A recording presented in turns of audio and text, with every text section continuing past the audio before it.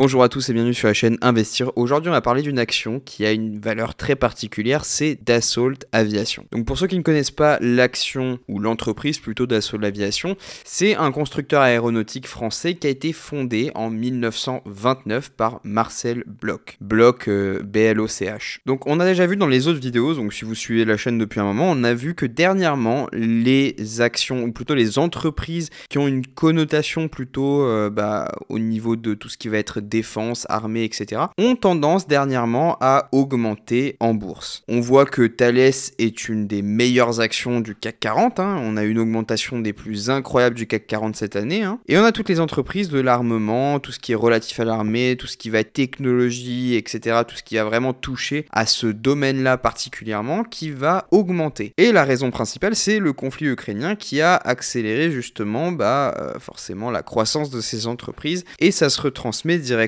sur les graphiques boursiers. Et là, chose très intéressante que je relève aujourd'hui avec un article qui vient de Boursorama directement, c'est que la valeur du jour à Paris, donc là c'est vraiment, on est le 9 du 3 du 2023, la valeur du jour c'est Dassault Aviation qui prend l'ascendant sur toutes les autres valeurs du SBF 120. Et il bondit de 9,20% et son cours de bourse est de 174,40 €. Valeur à laquelle il n'avait jamais été depuis, je crois, 2022. Là, si je remonte sur le graphique, on était en 2022 à 164 € en cours de bourse et là, on a vraiment une montée qui est explosive. Et d'ailleurs, je regarde sur le graphique et là, actuellement, on est à 179. Donc, on a vraiment une croissance qui est très intéressante sur cette journée précisément. Et du coup, on va essayer de voir si cette valeur est très intéressante ou pas pour la suite et on va parler des consensus qui sont actuellement affichés par les analystes. Donc déjà, si on regarde un petit peu l'action et l'entreprise de manière générale, le constructeur aéronautique a dévoilé un résultat net consolidé en hausse de 18,3% à 716 millions d'euros. Et dans cela, il y a une contribution à Thales de 275 millions d'euros contre 266 millions d'euros un an plus tôt. Donc on a un partenariat qui a été largement renforcé puisqu'on a plus du double. Au niveau du résultat opérationnel, on a 572 millions contre 527 millions en 2021. Il affiche une marge opérationnelle ajustée de 8,3 contre 7,3 un an auparavant. Donc voilà, on est toujours dans une dynamique de croissance puisque le marché anticipait seulement une hausse de 7,2%. L'entreprise explique que sa marge d'amélioration opérationnelle s'est faite simplement par la bonne exécution des contrats. Donc tous les contrats qui étaient prévus ont été exécutés. L'augmentation très intéressante est aussi due au fait que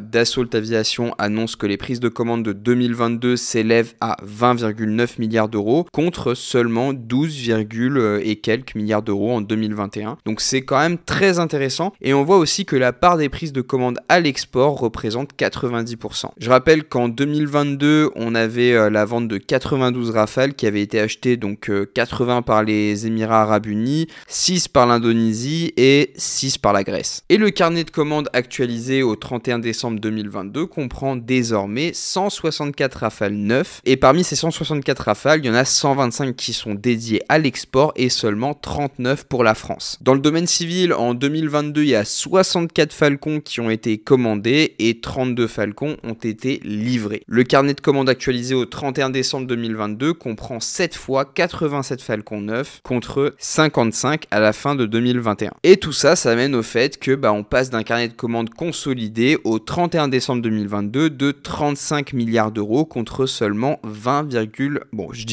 mais on était à 20,76 milliards d'euros un an auparavant. Donc on a quasiment une différence de 15 milliards en l'espace d'un an, ce qui est énorme. Et ça, c'est la magie du phénomène de la crainte. Parce qu'avec la guerre en Ukraine, il y a vraiment un intérêt qui a été suscité pour l'armement de tous les pays. Et on voit que les Émirats Arabes Unis sont de gros clients, notamment sur tout ce qui va être Rafale, évidemment. En ce qui est de la trésorerie, il y a une trésorerie disponible du groupe qui s'élève à 9,52 milliards d'euros. Donc c'est une trésorerie qui est en hausse de 4,65 milliards par rapport au 31 décembre 2021. C'est une hausse qui va être expliquée aussi par tout ce qui va être perception d'acompte, etc. sur la vente, notamment des Rafales, les machins comme ça. Mais c'est pas simplement ça et moi je pense vraiment qu'il y a vraiment cet effet en fait boule de neige qui se fait ressentir dès maintenant. et on est qu'aux prémices en fait de cette inquiétude croissante qui concerne l'armement. Donc là en 2023, déjà ce qu'on peut dire c'est qu'on a le conseil d'administration qui a décidé de proposer à l'Assemblée générale des actionnaires la distribution en 2023 d'un dividende de 3 € par action, soit un taux de distribution de 30%. L'entreprise prévoit également de livrer 15 Rafale et 35 Falcon. Donc est-ce qu'il faut acheter cette action maintenant?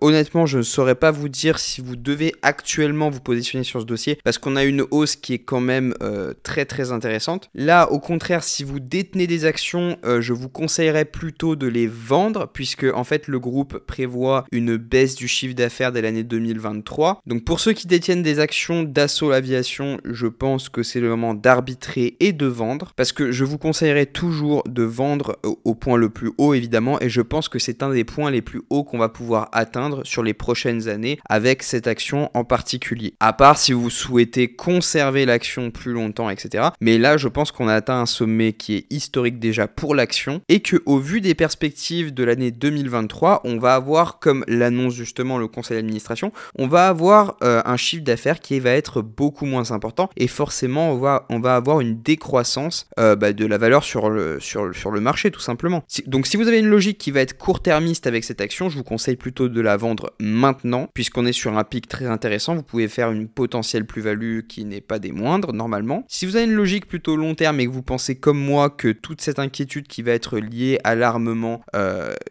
est partie pour durer, alors je vous conseille de maintenir vos actions, de profiter du petit dividende de 3 € qui va être distribué tout au long des années. Je pense que le dividende va augmenter et d'aller au bout de cette prise de position sur le fait qu'il va y avoir un armement généralisé. Mais bon, après ça on peut pas prévoir, c'est les aléas du marché. Mais bon, le marché c'est quelque chose d'assez aléatoire, on ne peut pas tout prédire à 100%. Donc vous avez mes deux positions, soit vous partez du principe qu'on a atteint vraiment un pic historique pour l'action et qu'il faut vendre maintenant, soit on conserve les actions et on attend la hausse. C'est tout pour moi, j'espère que la vidéo vous a plu. Si c'est le cas, n'oubliez pas de mettre un pouce bleu, de vous abonner à la chaîne et je vous retrouve dans une prochaine vidéo. Ciao ciao.